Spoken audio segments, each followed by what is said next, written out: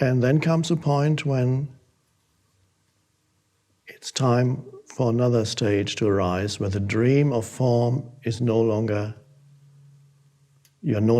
consciousness is beginning to awaken from complete identification with form.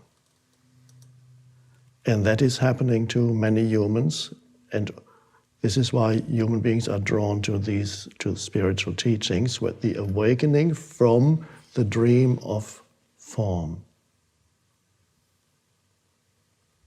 So, who am I? What does it mean, I? What is identity? What does it mean when I say I? What does it feel like? What is I? What am I? Now, most people, yet, if you ask them, who are you? They will define the word I in terms of form. They will say, well, obviously this body, that's I, that comes maybe first, and then there comes the mind with its accumulations, its habitual thought movements, its memories. There come the emotions that go with the thought movements, the psychological form of I. So they say, well, I am this body, then there's a name, which of course is just a sound. You say, John, I am John. And many people say they think that's already a big part of who they are when they can say their name. Oh, okay. And then they add a little something else. I'm an architect. Oh, okay, we're getting even closer to who you are. And I'm a father, which, okay, good. And your age, okay, something. That's, okay, we're almost there now, just need a few more details, and then we know who you are. And so you can put it on a piece of paper, a summary of it, or if you want a detailed account of who you are, you can write down your life history in a book, and it becomes your autobiography. Oh, that's interesting. Now we know who you are. And if that's not enough, and if you think there may be hidden parts of me, then you can go to psychoanalysis for 10 years, and then all these hidden memories and hidden desires and feelings that you had when you were 4.5 years old towards your mother and your father and your grandmother, and they all come up, and then you can add that, and then, okay, now I've got it. I've got my autobiography, and I've got, that's I'm me, I'm complete now. And then you look 50 years later, which is not much on a universal scale. 50 years is very little. I know that now. I thought when I was 20, 50 years was a lot. I'm a lot older than 50, by the way, by the body. The 50 years pass, and what's left of the body and the psychological me, that entity in the head with its history, what's left?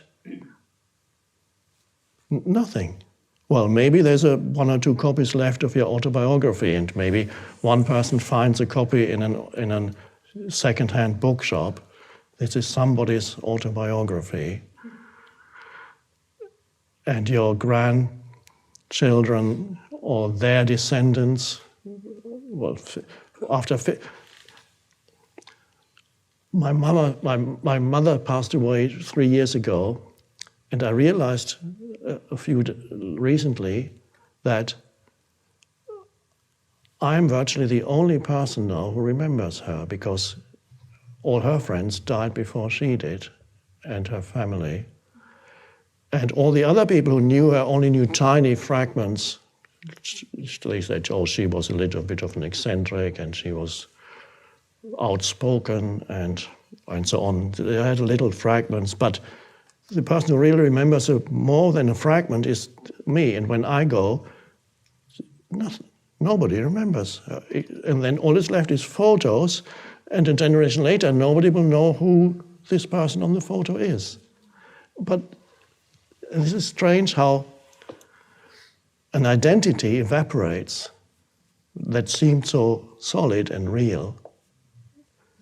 And so form, we're talking about form identity. That is when you're asked, who are you? Or you ask yourself, who am I? Okay, now is that all there is to who you are? Is that what can be defined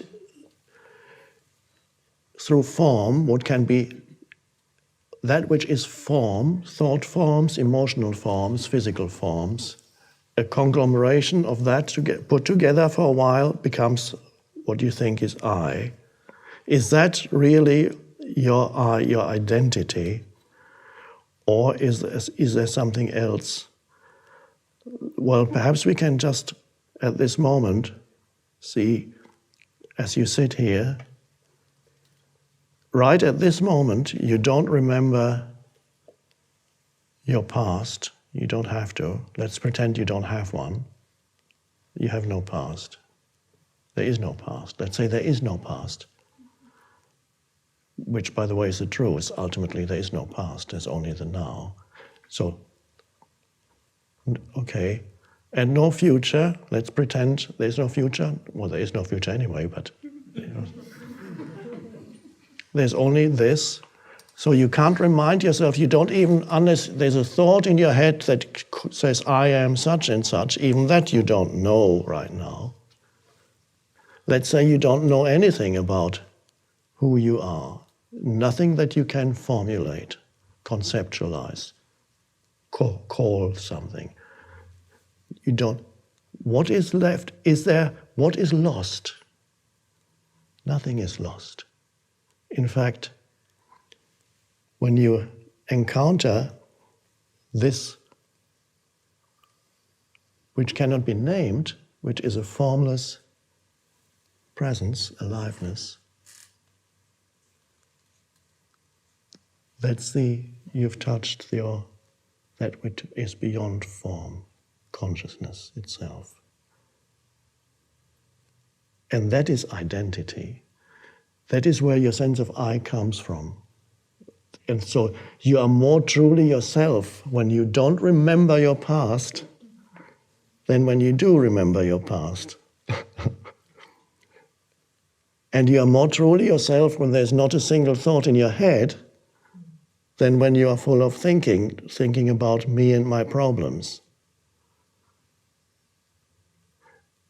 And whenever you feel this sense of I, the light of consciousness, which you can know directly in the stillness that is always there, available to you as the essence, your essence identity, timeless, that's always there, and that is one with universal consciousness. It's just coming through this form. It's never lost. When this form dissolves, the consciousness goes out like a little tentacle.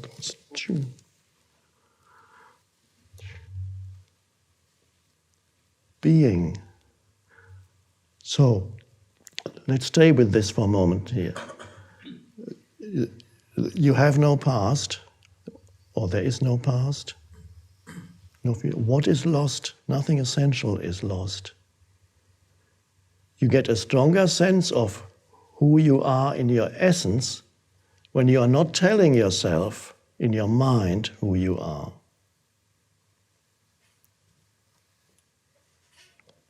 This is why I said in Stillness Speaks, I believe, you are never more truly yourself than when you are still. And still means, of course, the mind becomes still. It's an inner, whether there's noise outside or not, doesn't matter. You're never more truly yourself than when you are still. Then you can sense the essence of who you are.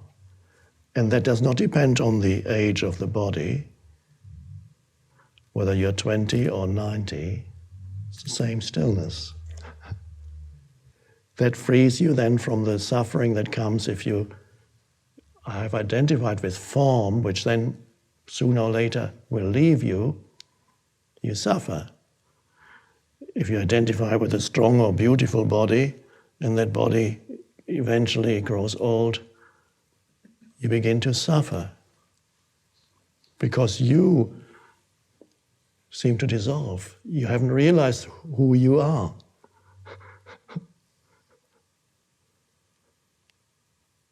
And so you have form identity and essence identity. And suffering arises through knowing yourself only as form identity. My history, my story, my body, my past, my this, my that, my. That's whatever you identify with in the world of form. If you know yourself only as that, that's a state of unconsciousness, the dreamlike state. Consciousness is dreaming the dream of form. And then it acts attempting to become free of its inner state of incompleteness, dissatisfaction, and fear, which is inevitable when all you know is your form identity. There's always underneath the surface, or even very much on the surface, there is dissatisfaction, fear, unease, discomfort, fear. I am not enough. This is not enough. This is not the right place where I am now. This is not the right people I'm with. This is not the right thing that I'm doing right now. There comes the need to go out and search for more forms that I can identify with so that I can feel more complete. But the only way you can actually reach the state of being at home in being rooted in yourself without the dissatisfaction that always comes again and again and again, and without the fear. The only way is encountering that which is beyond form, and it's so much. It's right here. It's closer. It's God realization. It's another word for it, but let's not go there. The God within, the timeless within. And so the universe then has all the people who are into creating traditionally have been very unconscious, because those who were most identified with form had the strongest desire to manifest and create more things out there and conquer an empire or accumulate more and more possessions or have more power. So they got driven. So all the powerful people, the people who created human history, if you read the history books, they were deeply identified with form, and they were all unhappy, of course. Very unhappy, hoping by achieving this, that, or the other, and conquering this, that, or the other tribe, or whatever, to become free of their state of unhappiness and of incompleteness, and never getting there. And that's been, so traditionally the doers, there were always some people who were not into doing, but in many traditional societies, there wasn't much of a place for them. Later, the monasteries came into being, so they could become monks. Long story, but So,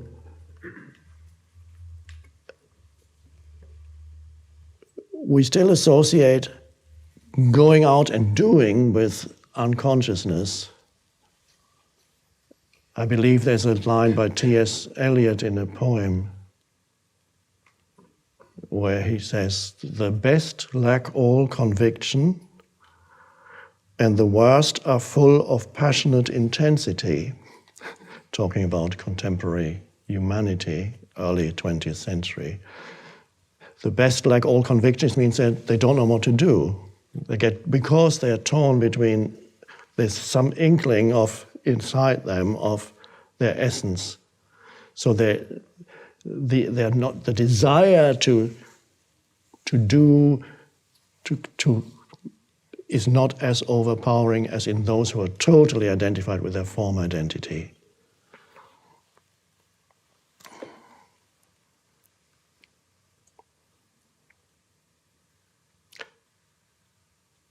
So that's an interesting, where we are at as humanity as a whole is a realization that there is an essence that has nothing to do with the form. And only if we are rooted, if some of our attention is in that formless essence, can we do things in this world without creating more havoc and suffering for others and ourselves. If we only go into doing without the rootedness in the eternal dimension, which is stillness, which is here now, always now, inseparable from now,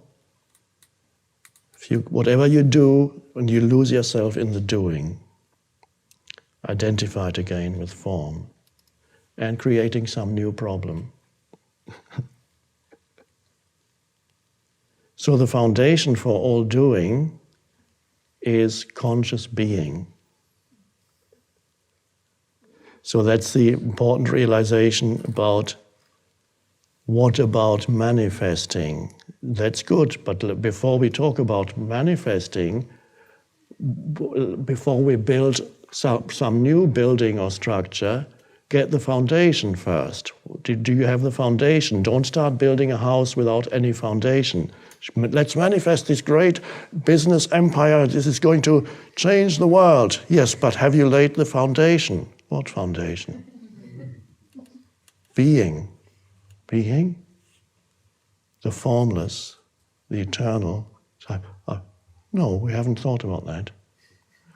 No, of course you haven't. You can't think about it.